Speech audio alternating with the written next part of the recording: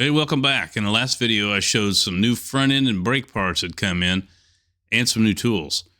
Now I'm tearing down the front end to rebuild it back to newish. I lost some video footage of the start of the teardown, so we'll just get into where we are.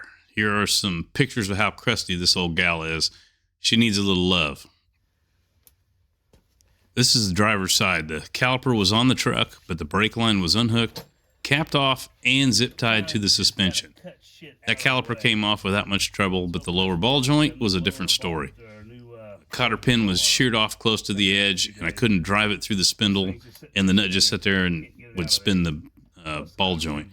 So I ended up getting the Sawzall out and cutting it off. I'm replacing all the upper and lower control arms and other doodads up front for the steering, aside from the stabilizer bar itself, but it will get new bushings.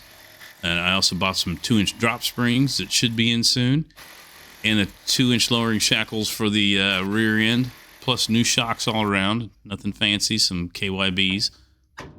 The front rotors are in good shape, and I have new calipers, pads, and brake hoses.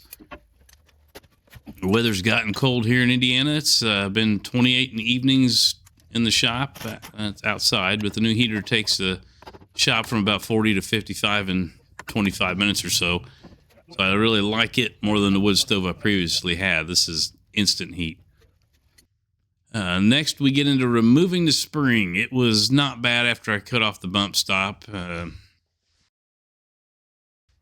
I've used this tip before.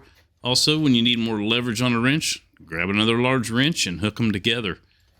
That, along with fire and juice, broke the crusty control arm bolts free at the bushings, just so I could have some more movement in those areas to get to the bolts. But the upper control arm bolts were not good. My air compressor does not have enough ass in it to run the big impact properly. It leaks out all the torque.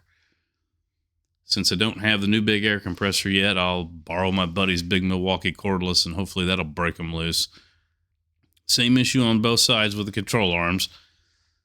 The uppers anyway. It took me 2 evenings of a couple hours each to get this far, and the lower control arms and drop springs should be in this week, but I am on holiday Thursday through Sunday. Got a Steel Panther concert coming up at the Bluestone in Columbus, Ohio this weekend, along with some distillery and brewery tours.